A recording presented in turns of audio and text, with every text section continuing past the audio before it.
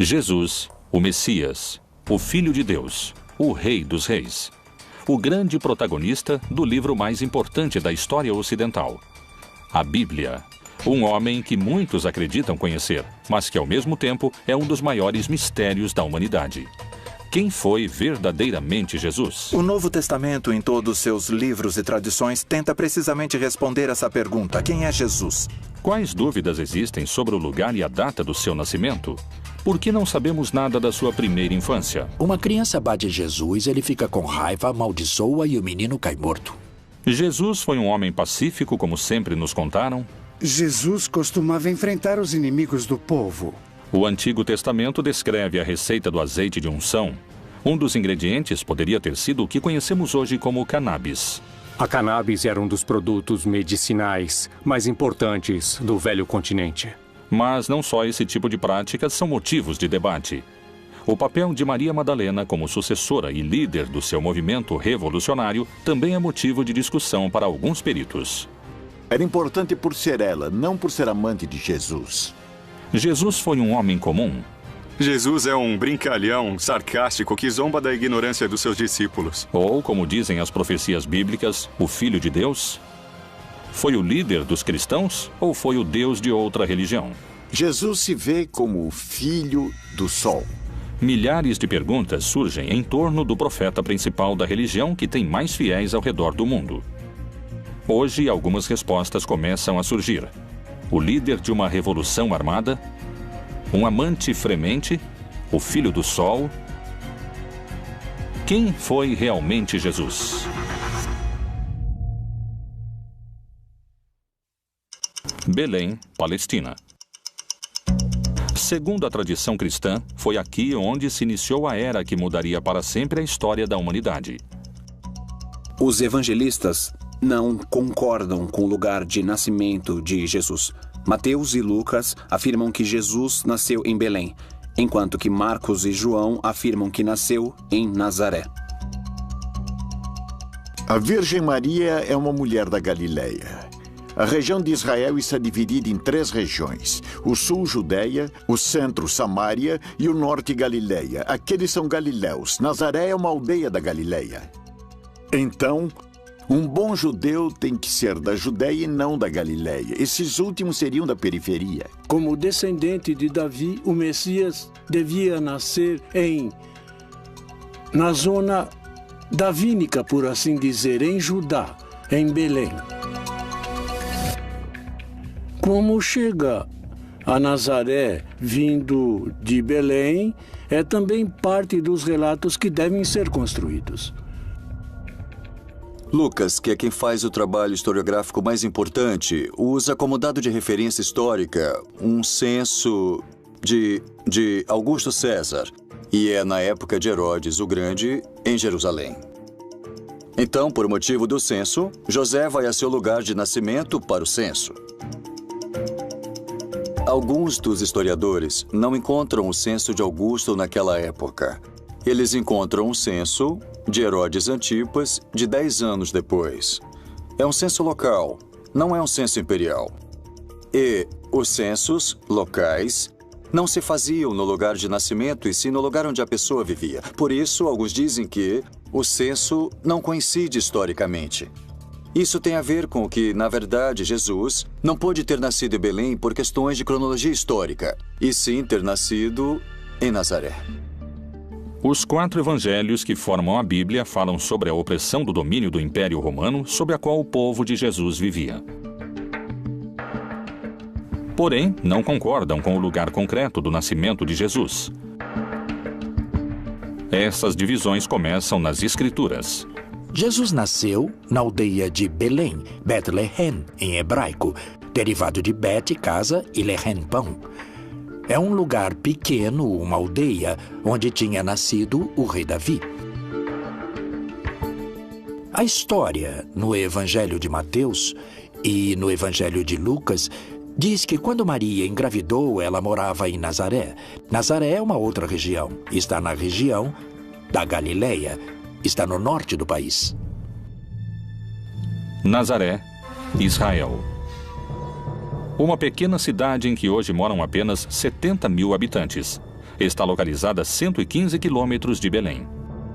2 milênios atrás, essa viagem demorava quase uma semana e era em um território desértico, onde você podia morrer de desidratação ou como vítima de ladrões e bandidos. Mas por que fariam uma viagem tão perigosa e complicada? Por causa da ordem que deu Augusto César de que, para realizar o padronamento, o censo, os homens com propriedades deviam voltar ao lugar onde tinham suas propriedades. José, que era descendente do rei Davi, teve que voltar a Belém, onde tinha suas propriedades, apesar de Maria estar grávida. O Messias tinha que nascer em Belém. Por isso que Herodes mandou matar todos os meninos da aldeia de Belém que tivessem menos de 2 anos. Quando Herodes mandou matar os meninos, Jesus foi levado por seus pais ao Egito. Mas quando Herodes morreu e José ficou sabendo, voltaram à Palestina para morar lá novamente. Mas não quis voltar a Belém, porque Aquelau, o filho de Herodes, era o governante e tinha um medo de que continuassem procurando o menino. Ele preferiu voltar àquela cidade onde já tinha morado há alguns anos, onde conheceu Maria, a cidade de Nazaré. Nas páginas da Bíblia não há coincidências sobre o lugar de nascimento de Jesus. Não existem fatos históricos que garantissem que tenha nascido em Belém. No Evangelho de São João, Natanael, um dos seus discípulos, se referindo a Jesus, se pergunta: Disse-lhe Natanael: Pode alguma coisa boa vir de Nazaré? Cumpriram-se as profecias? É realmente escassa a informação histórica sobre os primeiros anos de vida de Jesus? Que outros dados misteriosos se encontram ao redor da figura de Jesus? Como esteve formada sua família? Jesus pôde ter tido irmãos? A igreja assegura que Maria era virgem. Não somente que foi virgem antes de conceber a Jesus, mas que sempre foi virgem. Por isso não podem admitir que Jesus teve irmãos. E então, já que os textos existem, eles tentam justificar dizendo que, quando a Bíblia fala em irmãos, pode querer dizer primos, porque, na verdade, dizem que no texto hebraico não há 2 palavras diferentes para primos e para irmãos. Mas o problema é que os textos estão em grego, e no grego há diferença entre essas palavras, e eles falam em irmãos. Não conhecemos suas irmãs, e falam de Maria, Susana e dos seus irmãos. Falam de Tiago e Judas. E mencionam, no mínimo, que tem 2 irmãs e 2 irmãos. E mencionam seus nomes. Não é este o filho do carpinteiro? E não se chama sua mãe Maria e seus irmãos Tiago e José, Simão e Judas? Como é possível que não existam registros da infância e da adolescência de Jesus no Novo Testamento? Com o Concílio de Nicéia, ficou uma lista inicial de livros canônicos exigidos, requeridos por Constantino. Ele reuniu os bispos de distintas igrejas para que chegassem a um consenso sobre quais eram os livros inspirados em Deus e aqueles que deveriam ficar de fora. Que enigmas contêm esses textos deixados de fora da Bíblia? Os evangelhos canônicos são também o resultado de diferentes teologias e interpretações de Jesus. Todos, em última instância, são diferentes tentativas de entender essa fé em Jesus, a qual, desde o começo, parece ter gerado polêmica entre os seus seguidores. Por isso, os evangelhos, tanto os canônicos quanto os apócrifos, refletem diferentes interpretações dessa mensagem original e histórica de Jesus. Os relatos dos evangelhos gnósticos tentam preencher as lacunas das coisas que não se falam nos evangelhos do 1º século. E já que os evangelhos do 1º século falam apenas de um rascunho da vida de Jesus entre seus 12 e 30 anos, eles vão se centrar em alguns relatórios da infância de Jesus, mas sempre apresentando um menino cheio de sabedoria de gnoses, ou seja, sabedoria infusa. Existe outro texto que não é dos evangelhos gnósticos, Este é um antigo texto lendário que fala sobre a infância de Jesus e sugere que ele, Jesus, não sabia como usar seus poderes, o que é quase cômico. É como uma criança arteira que não sabe o que fazer com isso.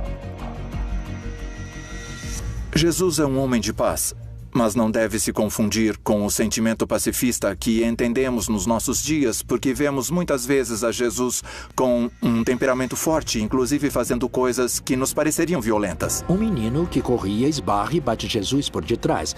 Jesus fica com raiva, amaldiçoa e o menino cai morto.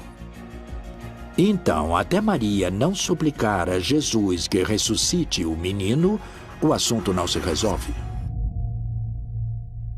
A imagem de Jesus maltratando seus semelhantes seria inadmissível para o cristianismo. Poderiam ter escondido essa versão? É possível que essa tenha sido uma característica do verdadeiro Jesus? O jeito de Cristo de ser pacífico é o ensinamento de levar as decisões da pessoa ao nível mais profundo da consciência, a agir desde o interior, desde dentro. O ensinamento de Jesus sobre oferecer uma face quando te baterem na outra se transforma no ensinamento mais geral sobre não exercer violência contra aquele que te persegue. Não significa deixar o violento continuar na violência. Significa permitir que a vítima, ela mesma, se torne violenta a partir da violência padecida. E se o verdadeiro Jesus não oferecia outra face, como asseguram? O Império Romano tinha submetido a Palestina com muita restrição. Como todo império que põe restrições às suas colônias, por exemplo. O campo estava devastado. Esse era o contexto. Um país dominado por Roma. E muitos esperavam um Messias guerreiro que fosse libertá-los do Império Romano. De fato, Jesus era do norte da Galileia. A Galileia tem uma característica: tinha muitas guerrilhas de revolta contra o Império Romano. Foi Jesus o Filho de Deus ou um revolucionário armado insubordinado contra o poder do Império Romano? Quem foram seus mestres que o guiaram como líder da resistência, que seria contra a opressão do Império Romano?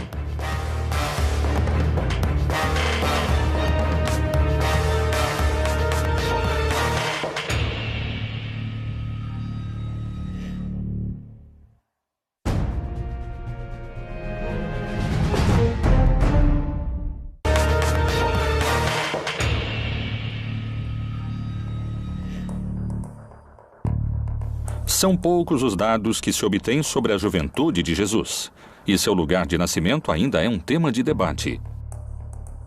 O que ninguém duvida é que lá pelo ano 0 da nossa era, Roma tinha se tornado o império mais extenso antes visto na humanidade.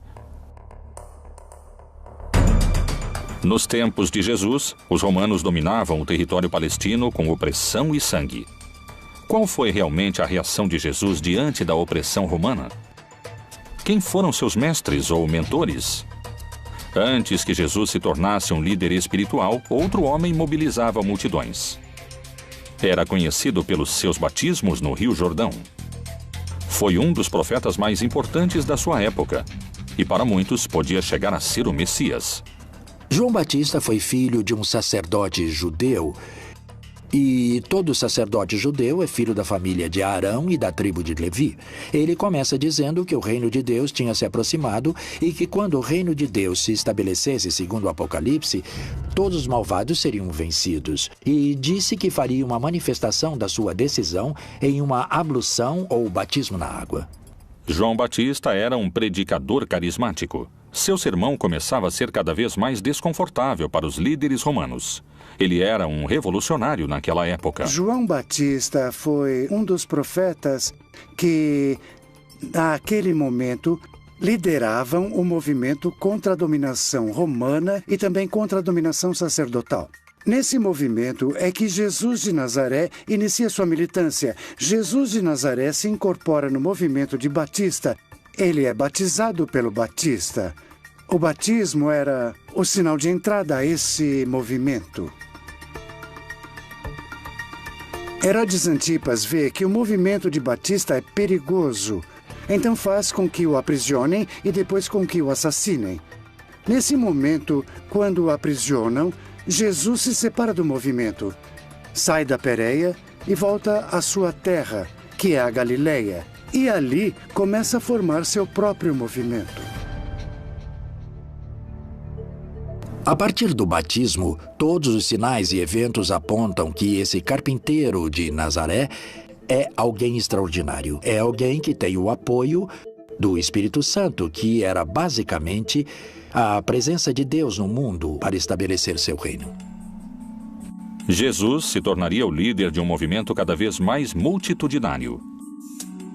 Que filosofia ou prática cumpriam os essênios naquela época? Os essênios foram um grupo que tinha pensamentos muito importantes durante aquela época. Os essênios eram uma escola de pensamento iniciático, esotérico. Muito provavelmente Jesus, naqueles períodos da sua vida, dos quais se conhece relativamente pouco, porque está pouco explicado nos evangelhos. Estou falando do período da sua adolescência, da sua infância. Há muitas alusões a que Jesus possivelmente foi educado entre esses essênios. Os essênios foram um grupo, uma seita judaica, que tem relação com a origem da pureza. A primeira notícia que temos sobre eles é a de Flávio Josefo, que diz que eles viviam no deserto de Judeia. Era um grupo que tinha se distanciado do sacerdócio oficial em Jerusalém, porque o consideravam cúmplice do Império Romano e corrupto na sua forma de viver a religião. Qual era o contexto social da época que pôde ter seduzido a Jesus e a João Batista a fazer parte dos essênios? Segundo a Bíblia, Jesus se movia com um grupo de discípulos pelas terras da Judéia. Esse movimento podia ser perigoso sob os olhos do Império Romano. Quando Jesus começa a fazer parte do movimento e começa a ser perseguido, devemos levar em conta que a perseguição que estabelecem tanto Herodes Antipas, desde a Galileia, como o Império Romano também o faz desde o princípio.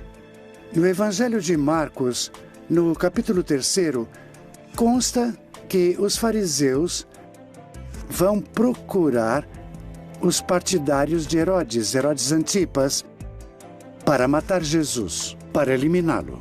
Por isso, Jesus nunca consegue entrar de fato nas cidades. A única vez que entra em uma cidade é em Jerusalém e lá o matam. Os seguidores do Império Romano não hesitaram em decapitar João Batista. Jesus colocava sua vida em perigo e o movimento devia ser muito organizado. E levantando-se dali, foi para os termos da Judéia, além do Jordão. E a multidão se reuniu em torno dele e tornou a ensiná-los, como tinha por costume. Ele expressa com muita clareza em um debate que acontece com seus próprios discípulos. Eles dizem para Jesus que quando se consolidar o reino de Deus, eles vão dividir o poder. E Jesus diz, vocês estão completamente errados porque não há nada para dividir. Porque vocês acreditam que o conceito de poder é a dominação, ou seja, que é a arquia. Daí que vem hierarquia, isto é, domínio sagrado. Vocês têm que pensar nele como diaconia ou como douleia, no grego, que significa serviço, como escravo que serve. E, portanto, ele diz, nesse projeto, os últimos, ou seja, os camponeses, os pobres, serão os primeiros. Era revolucionário não só para aquela época, mas para todas as épocas. Na verdade, o seu projeto era o projeto daquilo que hoje nós denominamos comunismo. Quais poderiam ter sido os motivos pelos quais seu movimento teria aumentado a quantidade de seguidores exponencialmente? Evidentemente, os signos extraordinários que Jesus Cristo realizou puderam gerar um assombro e um crescimento no grupo daqueles que o seguiam. Os evangelhos, além de falarem sobre eventos pontuais de milagres, fazem sumários que também nos permitem entender quais seriam essas atividades. Teria realizado curas de enfermos, teria realizado exorcismos, ou seja, expulsão de demônios, teria realizado inclusive algumas ressurreições, ou seja, trazer à vida uma pessoa que estava morta. Teria realizado a multiplicação dos pães, teria caminhado sobre as águas. Portanto, uma série de sinais que nos demonstram que chegou o reino de Deus e que ele é uma pessoa autorizada, inclusive sobre as forças da natureza. Jesus percorria as terras da Judéia se protegendo dos romanos. Mas seu caminho tinha um destino claro. O mais perigoso de todos, onde o estavam esperando o poder judeu e os romanos, Jerusalém. A célebre entrada de Jesus em Jerusalém é uma revolta. Os camponeses iam cumprir um rito religioso e, portanto, iam cumprir esse rito entusiasmados. Mas, por outro lado, eles se encontravam no templo com seus dominadores, os sacerdotes, os quais tinham no templo as escrituras de suas propriedades que eles deveriam entregar. E por isso se dá o surto ali no templo. E é ali que Jesus manda embora os mercadores do templo. Mas além disso expressa que o templo é como a figueira que não dá frutos. Ou seja, o templo é como essa árvore estéril que não dá frutos e que por isso deve ser queimada. E tendo feito um azorrague de cordas, lançou todos fora do templo, bem como as ovelhas e os bois, e espalhou o dinheiro dos cambistas e virou-lhe as mesas. Aqui é onde vemos esse Jesus com essa força, essa coragem, essa raiva que é capaz de iniciar um projeto contra os dominadores. A partir desse momento, os fatos acontecem com uma velocidade assombrosa. Ora, os príncipes dos sacerdotes e os anciãos e todo o conselho buscavam falso testemunho contra Jesus para poderem dar-lhe a morte. E levantando-se o sumo sacerdote, disse-lhe: Não respondes coisa alguma ao que esses depõem contra ti? Jesus é aprisionado depois de uma conspiração mais ou menos extensa, depois que Judas, o traidor, Judas Iscariotes, concordou com as autoridades que o entregaria. Jesus teria celebrado a última ceia, teria jantado com seus discípulos, uma celebração em contexto pascual. Teria ido até um jardim, o Jardim das Oliveiras, do qual ainda conservamos o nome e a localização, o Jardim de Getsemane, e teria sido aprisionado. Depois teria sido julgado tanto pelas autoridades do Templo de Jerusalém, quanto pelas autoridades romanas, nesse caso Pilatos. Depois do julgamento, Jesus é torturado, crucificado e assassinado. O único castigo era a cruz, e a prova é que quando Jesus morre, não está só. Há 2 homens ao seu lado, e que, segundo a tradução no grego, não são simples ladrões. Eles também estavam sendo mortos porque eram personagens que tinham tentado fazer alguma mudança dentro da sociedade, mas não conseguiram, porque, há um sistema que oprime tão forte que o castigo era a morte. E o mesmo lhe lançaram também em rosto os salteadores que com ele estavam crucificados. Apesar de que especialistas e eruditos concordam com esse dado histórico, há interpretações sobre outros aspectos da vida de Jesus, onde os posicionamentos são muito diferentes. Novas leituras da Bíblia indicam, por exemplo, que naquela época Jesus tinha contato com o mundano. Poderia ter utilizado drogas como um caminho de conhecimento divino e de cura?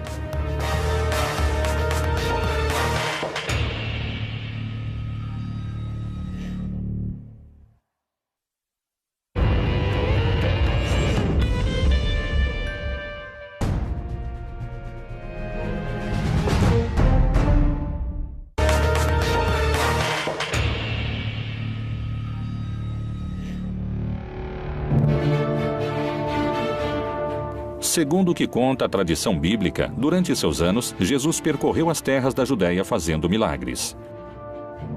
Para alguns teólogos e estudiosos bíblicos, Jesus tinha contato com o profano e terreno. E na vida comunitária, as drogas cumpriam um papel central. Poderia ter utilizado drogas como um caminho de conhecimento divino ou de cura? Possivelmente utilizou essas plantas. Jesus também utiliza plantas medicinais para suas curas. É bem possível. Em Mateus, pode-se ler que Jesus cura a sogra de Pedro.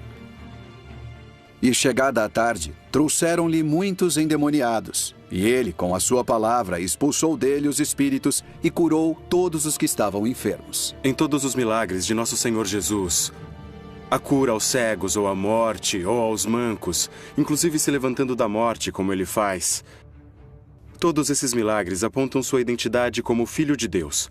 Os milagres não são o fim, não é assim.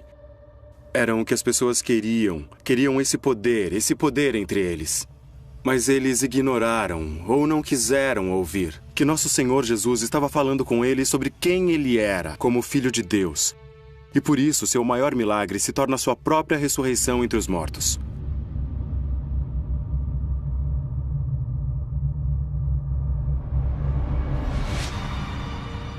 Por onde ele passasse a mão dele, a saúde se propagava. Jesus, o Messias. Foi capaz de realizar milagres ou estamos na presença de alucinações coletivas? Acredito que todos os grupos religiosos e místicos que desenvolveram diferentes práticas espirituais ao longo da história incorreram em práticas que favorecem a formação de estados de consciência pouco comuns ou também pouco raros. Como, por exemplo, a dança frenética que acontecia às vezes dentro de casas, e sabe-se que elas ficavam cheias de fumaça e que no meio de uma dança ou de um baile muito intenso geravam estados de êxtase. E seguramente puderam ter sido utilizados entorpecentes naturais que eles alegavam que tinham alcance, claro, como são utilizados por pessoas hoje em dia. No Evangelho de Marcos, se faz referência ao caráter curativo do azeite de unção, com o qual os 12 apóstolos banhavam os doentes. E expulsavam muitos demônios, e ungiam muitos enfermos com óleo, e os curavam. Quais eram os elementos que transformavam esse azeite em um líquido altamente curativo? Temos os ingredientes definidos com bastante exatidão, estão descritos na Bíblia e inclusive temos as quantidades que devem ser agregadas ao azeite para poder realizar essa mistura, esse azeite de unção. Tem alguns componentes como a mirra, como a canela, como o canebossem, que provavelmente é um dos indícios de que temos o uso da cannabis desde os tempos bíblicos.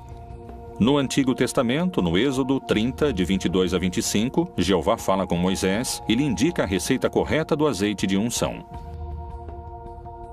Tu, pois, toma para ti das principais especiarias. Da mais pura mirra, 500 ciclos, e da canela aromática a metade, a saber, 250 ciclos. E de cálamo aromático, 250 ciclos. E de cássia, 500 ciclos, segundo o ciclo do santuário. E de azeite de oliveiras, 1 hin. Nada parece estranho nesse texto. 3,5 litros de azeite de oliva misturados com diferentes plantas aromáticas. Mas descobriram algo inquietante.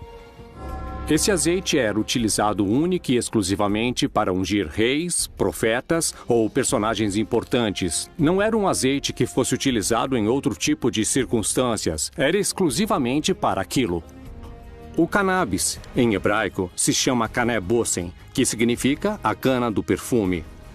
E se nós pudermos dar um pouco de asas à nossa imaginação, apesar de não ser aceito por todos os acadêmicos que se dedicam à linguística, aparentemente canebossem pode virar canebós e depois pode virar cannabis. E finalmente seria cannabis sativa, que é o nome do Ineus, que é o nome da planta hoje. Jesus, sendo judeu e tendo caminhado por todas as terras da Judéia, de Samaria e até o Oriente, o mais seguro é que tenha entrado em contato com as tribos que povoaram essas regiões e provavelmente até na Índia, onde se pensa que Jesus possa ter entrado em contato com alguma dessas substâncias, já que em algum momento passou lá uma parte da sua vida. A cannabis era um dos produtos medicinais adivinhatórios místicos mais importantes do velho continente. Por outro lado, a experiência com drogas vai ser sempre subjetiva, ou seja, só a pessoa que está experimentando a alucinação pode sentir essa presença. Mas não há um milagre do lado de fora, aquele que está do lado de fora não sabe o que acontece. Os evangelhos aceitos pela Igreja Católica nos permitem indagar sobre o uso de plantas psicotrópicas para a cura. Mas o que revelam esses textos? As drogas eram uma ferramenta do primeiro cristianismo para se aproximar ao conhecimento? O consumo de psicotrópicos era uma prática comum? Alto Egito, 1769. A tradução do segundo livro de Geu revela certos rituais xamânicos presentes nos anos de fundação do cristianismo. O Senhor providenciou um lugar para as oferendas, colocando um jarro de vinho para a direita e outro para a esquerda, e derramou algumas bagas e especiarias em torno dos recipientes. Ele, então, colocou uma certa planta em suas bocas, e também outra planta em suas mãos, e estendeu, em ordem, em torno do sacrifício da iniciação. Durante esses 2000 longos anos da igreja, o vinho que sempre foi utilizado era o vinho de uva, sem nenhuma outra mistura e nem de ervas aromáticas nem de álcool. Vinho puro de uva. Os textos gnósticos permitem compreender o uso das drogas a partir de um aspecto revelador. A imagem de um Jesus utilizando substâncias se afasta cada vez mais do Messias, do Cristo católico. Mas essa não é a única imagem distorcida que muitos especialistas induzem à figura de Jesus. Alguns asseguram que, a partir do enfoque político, existia um vínculo entre Jesus e Maria Madalena. Essa afirmação poderia mudar para sempre a construção que se fez historicamente da relação entre eles. Maria Madalena foi seu braço direito na cruzada revolucionária que o Messias levantava contra o Império Romano?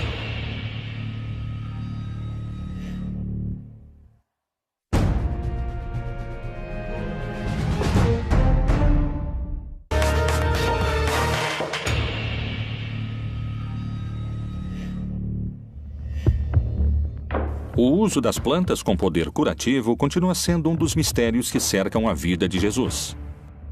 Mas não só esse tipo de práticas são motivo de debate. O papel de Maria Madalena como sucessora e líder do seu movimento revolucionário também está em discussão, segundo especialistas. Maria Madalena é, para mim, tirando a Maria, mãe de Jesus, a mulher mais relevante nos evangelhos. É tão importante que eu acompanho como apóstolo durante todo o percurso. Sim, ela foi uma discípula realmente muito querida, ao ponto de ser a primeira que consegue perceber que Jesus havia ressuscitado. A primeira a quem que Jesus ressuscitado a vida fala, e é a ela que é dada a missão de dizer a todos os apóstolos, incluindo Pedro, que Jesus voltou à vida. Então ela tem essa missão. Isso lhe dá um papel importantíssimo nos evangelhos. Digo novamente, depois de Maria, a mãe de Jesus, é a mulher que eu arrisco a chamar praticamente de apóstolo. É a mulher mais importante dos evangelhos. A Bíblia e o Novo Testamento apresentam muitas Marias, mas essa é específica. Maria Madalena, isso é claro. E essa mulher, que era uma mulher descentrada, destruída, vai se tornar pouco a pouco a discípula preferida. Obviamente, para um mundo patriarcal, machista, isso não é possível. Que aquela que vá na frente junto com o mestre seja uma mulher. Aquela que era uma pessoa da qual expulsaram 7 demônios, destruída, tornou-se a mestre. Aquela que melhor entendeu o que significava essa nova versão religiosa. É a discípula mais avançada de Jesus. No simbolismo místico, está escrito que quando alguém começa a vida mística, beija Jesus nos pés. Quando está mais avançado, beija Jesus nas mãos. Quando se transforma em Jesus, beija Jesus na boca. E os textos gnósticos dizem que ela é a única que beijava Jesus na boca. Tem diversos textos que provam incisivamente que tanto as mulheres como os homens faziam parte do projeto de Jesus. Esses textos nos ajudam a entender a radicalidade da revolução que significa o projeto de Jesus, porque a liberação da mulher é uma coisa absolutamente impensada naquela época. E pensemos que, nesse momento, ainda estamos lutando por isso e que Jesus já tinha se adiantado completamente a tudo isso. E em seu movimento, tanto homens quanto mulheres participavam em condições semelhantes. Os livros gnósticos ajudam a formar uma opinião diferente daquela que pode se encontrar entre as páginas do livro sagrado. Akhmin, Egito, também conhecida como Panópolis. Durante o século IV e o século V, foi uma das capitais do cristianismo copto. Em janeiro de 1896, um grupo de arqueólogos trabalhava num antigo cemitério cristão. Surpreendentemente, descobriram um códice antigo, que continha uma série de papiros escritos em copto. O códice foi doado ao Museu de Berlim. Sobreviveu nos arquivos do Museu Alemão a 2 guerras mundiais. Teve que esperar até 1955 para ser traduzido. E então se fez público uma descoberta reveladora. O Códice de Armin continha 4 textos gnósticos. Um deles era o Evangelho de Maria Madalena. Faz pouco tempo encontrou-se o Evangelho de Maria Madalena, onde ela aparece muito como um líder entre os apóstolos. É ela que se reúne com os outros quando estão com medo de sair para pregar o Evangelho, porque temem morrer como Jesus morreu. E ela fica em pé e diz que tem coragem, porque o Senhor nos transformou, e então ela lhes prega a palavra de Jesus. O Evangelho de Maria Madalena se refere que a mulher vai ter uma importância muito grande pelo motivo de que é necessário retomar as ideias de que Deus também é feminino ou que também há deusas. Isso é, aqui há uma influência gnóstica no que se refere à ideia de uma deidade feminina, planteada em muitas religiões. Daí é que Maria Madalena vai representar uma mulher iniciada na sabedoria. Só existem 3 códices que contêm o Evangelho de Maria Madalena, 2 no grego e 1 em língua copta. Nenhum está completo e só se recuperaram alguns fragmentos. Esses textos poderiam mencionar Maria Madalena como líder do movimento de Jesus? Ela prega sobre a palavra de Jesus e mais tarde Pedro lhe diz: não acredito que o Senhor tenha dito isso, creio que ela está inventando e que ela mente. E ela começou a chorar e disse: irmão Pedro, eu não sei do que está falando. Então, os outros discípulos entraram e também começaram a defender Maria e disseram que o Senhor amava muito. Quem é você para dizer que ela é uma pessoa inferior? Depois de ter dito isso, Maria Madalena se calou. Pedro respondeu e disse aos irmãos: dizei o que tendes para dizer sobre o que ela falou. Eu, de minha parte, não acredito que o Salvador tenha dito isso. Então, Pedro ainda estava com raiva de Maria. Mas Maria ganhou a discussão no Evangelho secreto, que nunca fez parte do Novo Testamento, talvez por esse motivo.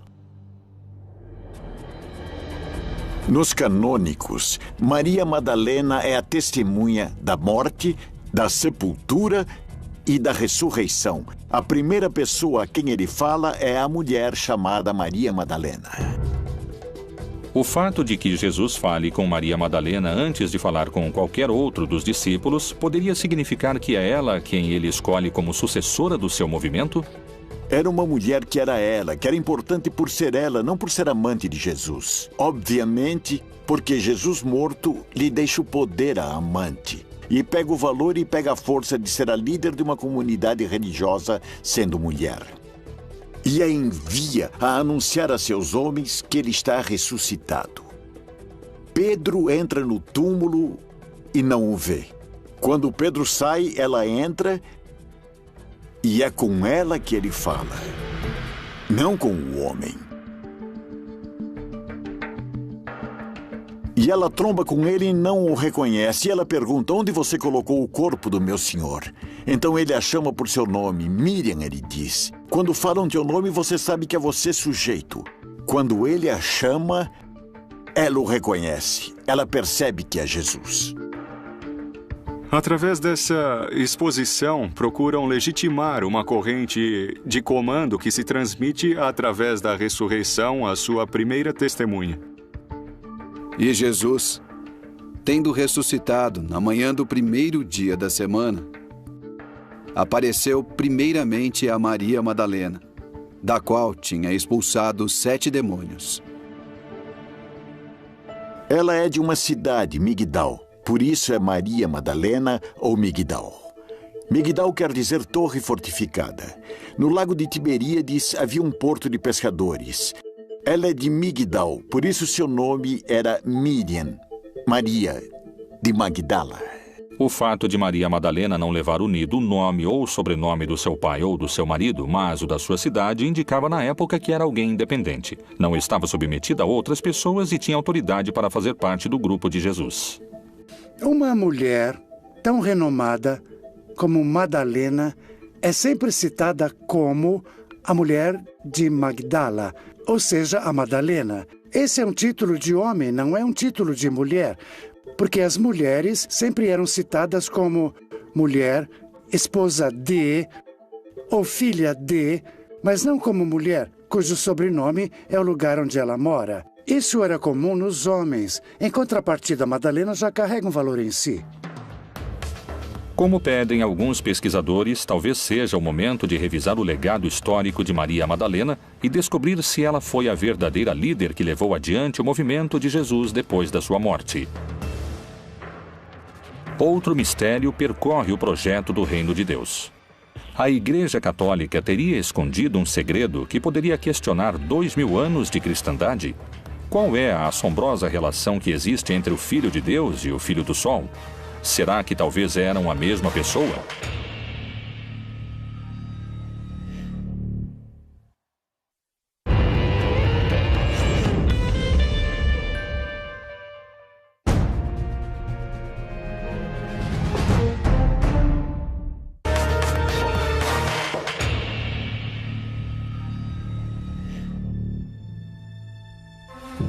As questões sobre a origem do lugar de nascimento de Jesus, sobre se ele pertenceu ou não a um movimento revolucionário, o uso de drogas com poder curativo e o legado político de Maria Madalena seguiram sendo um mistério de debate.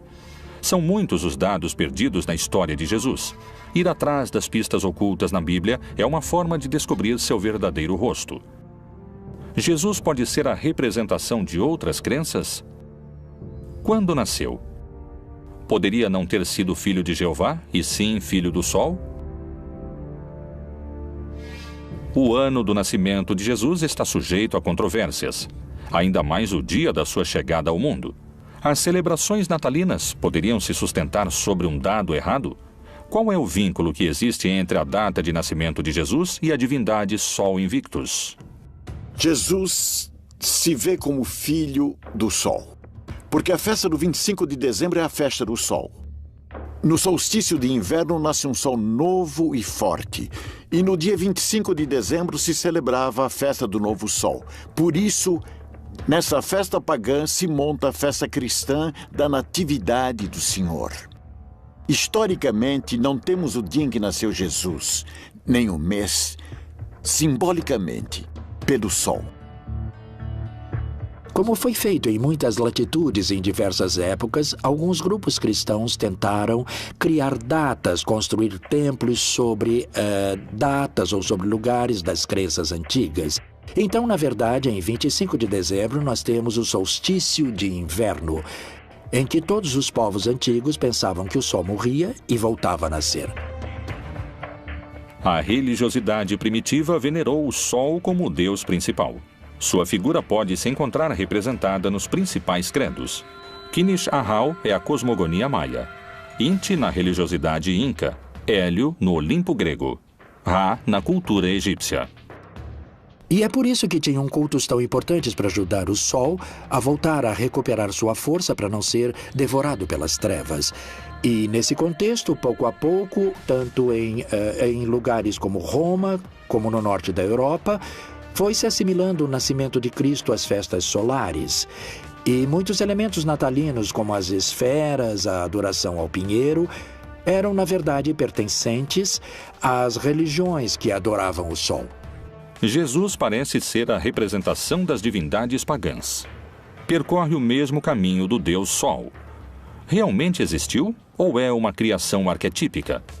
A Bíblia apresenta uma versão de Jesus. Mas, indagando nos seus segredos, podem-se encontrar muitas perguntas sem respostas contundentes. Foi o maior dos profetas? Foi um revolucionário?